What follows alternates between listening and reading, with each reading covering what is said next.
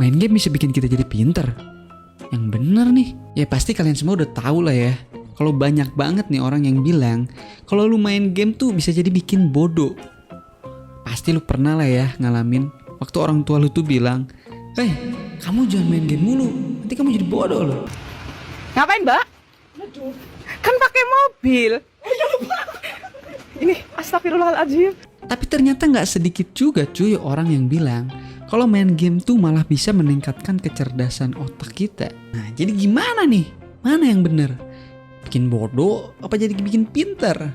Nah maka dari itu gue udah melakukan sedikit riset nih. Gue udah sedikit cari-cari, baca-baca sebenarnya apa sih yang terjadi di dalam diri kita tuh pada saat kita lagi main game. Makanya ya, buat kalian yang belum subscribe, mending pencet dulu tuh tombol subscribe sekarang juga ya.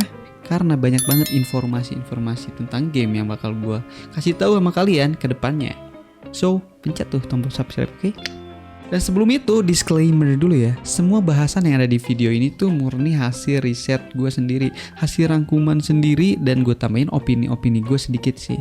So, jadi kalian mau setuju apa enggak itu terserah kalian. Kalian mau suka, enggak, itu juga balik lagi ke kalian masing-masing. Dan gue juga nggak coba untuk menggeneralisir nih, apakah ini benar, ini salah. So, karena itu balik lagi semua ke opini masing-masing ya. Oke, yang pertama kita bahas dulu dampak positif ya. Dampak positif yang terjadi di diri kita ketika kita bermain game. Dari hasil riset dan rangkuman gue menemukan beberapa efek positif di saat kita tuh main game. Dan apa aja dampak positifnya? Dan ini dia diantaranya. Oke, dampak positif yang pertama itu adalah melatih fokus pada tujuan. Nah, tentunya dalam bermain game, apa sih yang kita cari?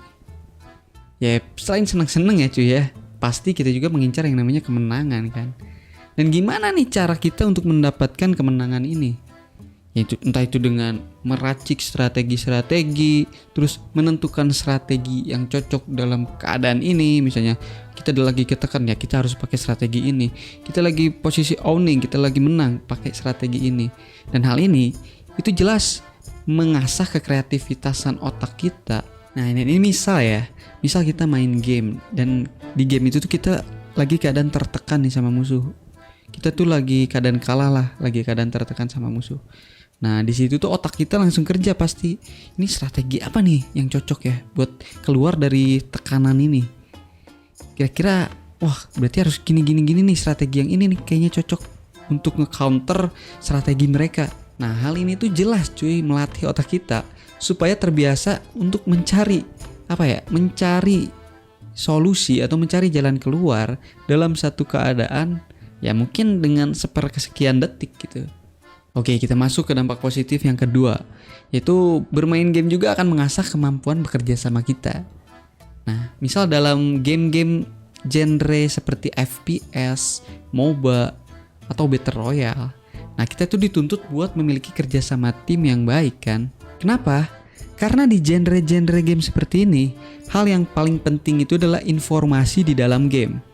Semakin banyak informasi yang kita ketahui, semakin banyak informasi yang kita share ke teman-teman kita, itu meningkatkan peluang kita untuk menang.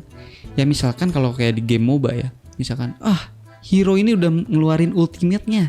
Oh si ini tuh ada di rumput sebelah sini nih.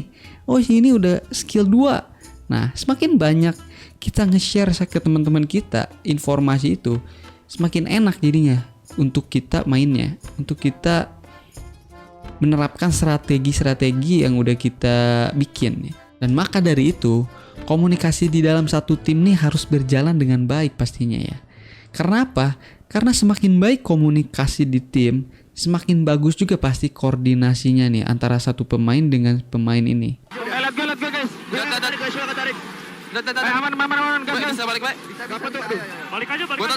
Dan secara nggak langsung, ya sebenarnya para gamers itu tuh udah melatih bagaimana menempatkan diri di dalam tim, bagaimana mencapai satu keberhasilan di dalam tim ya. Mungkin dalam hal game ini yaitu kemenangan kan. Gimana cara mendapatkan kemenangan dengan komunikasi yang baik, dengan teamwork yang oke, dengan koordinasi tim yang sangat clear. Dan yang selanjutnya, bermain game itu ternyata akan melatih kemampuan set shifting atau multitasking kita. Serta juga mengasah refleks dan koordinasi antar tubuh kita, bro. Nah, pada saat bermain game, otak kita itu menerima banyak sekali informasi dalam satu waktu ya. Nah, oleh karena itu, pasti para gamers ini terbiasa untuk melakukan beberapa hal dalam satu waktu yang bersamaan gitu. Oke, kita ambil contoh dalam game FPS ya.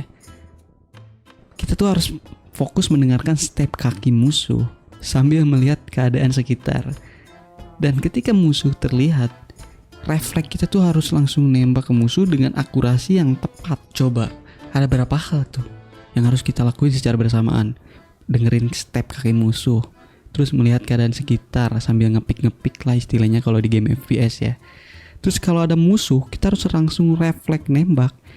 Nggak asal nembak lagi, harus dengan akurasi yang tepat. Dan itu pastinya memerlukan fokus yang tinggi. Kalau orang-orang yang nggak terbiasa dengan hal-hal multitasking, ya pasti mereka akan sulit dengan kondisi seperti ini. Ya misal kalau lagi jalan, tiba-tiba ada musuh, nembak kemana aja gitu.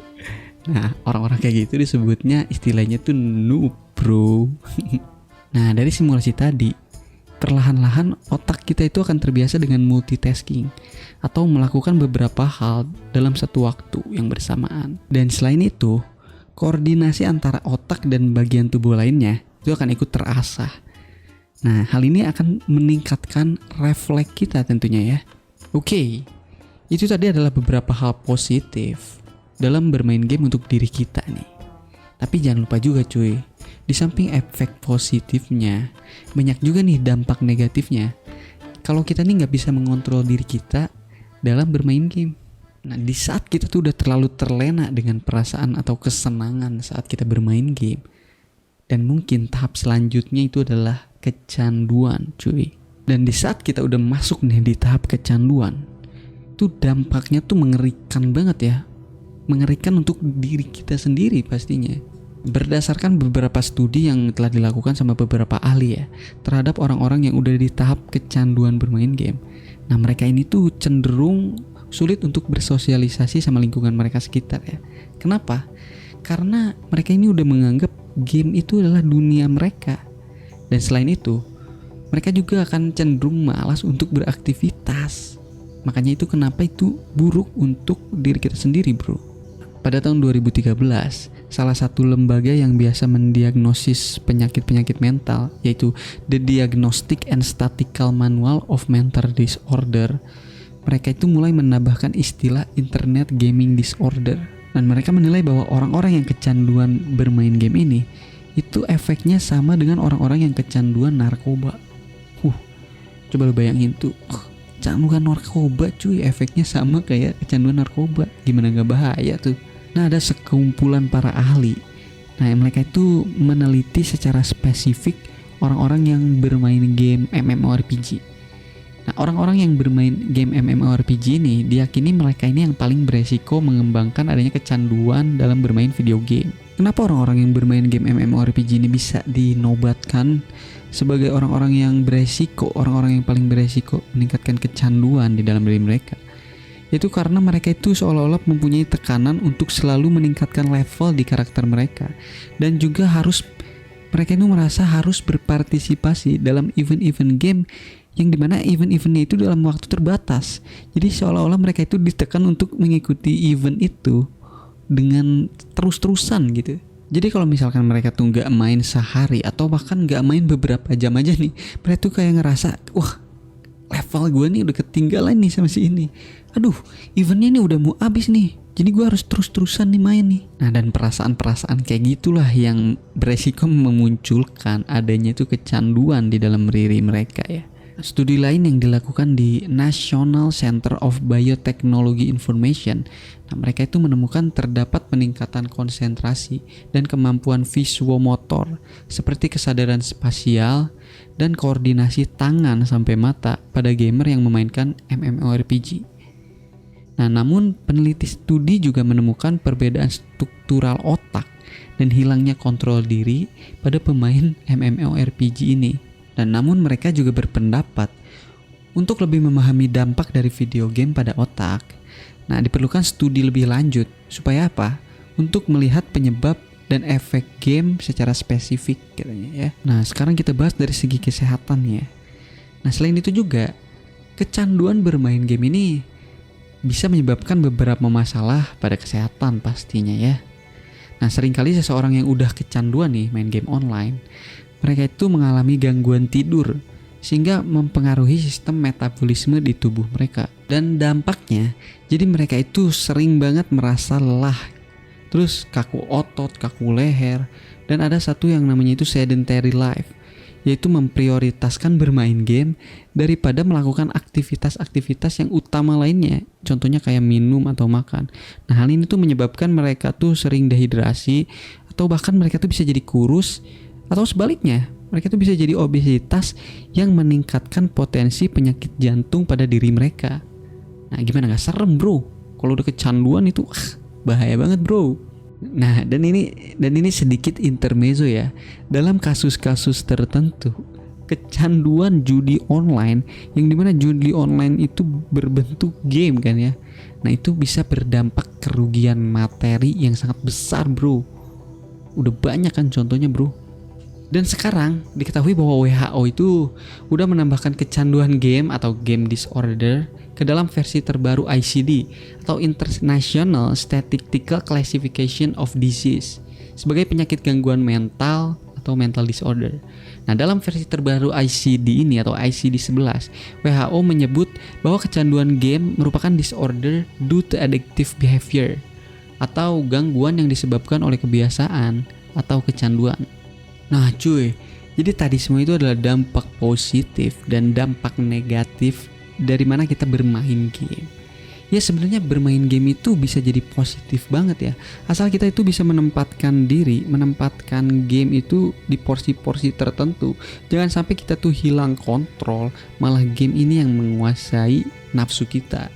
Itu kan jadi bahaya, kan menyebabkan kita jadi kecanduan, dan efek-efek negatifnya itu akan terasa nih kalau kita udah kecanduan, dan itu sangat mengerikan banget pastinya buat diri kita bro. Ya karena kalau udah belum masuk ke tahap kecanduan, itu pasti susah banget nih buat keluar dari area itu. Jadi ya lu harus bisa pintar-pintar mengontrol diri, menempatkan porsi tertentu untuk bermain game. Lumayan panjang juga ya pembahasan kali ini bro ya. Pokoknya itulah hasil dari riset gua, hasil dari rangkuman gua mengenai efek positif dan negatif dari main game ya. Dan makasih banget buat kalian yang udah dengerin sampai akhir. Dan jangan lupa juga ya, klik tuh tombol subscribe bro, tolongin dong. Oke, mungkin itu aja yang informasi yang bisa gua bagiin saat ini. Dan gua Aris, see you next time ya pastinya ya. Stay tuned.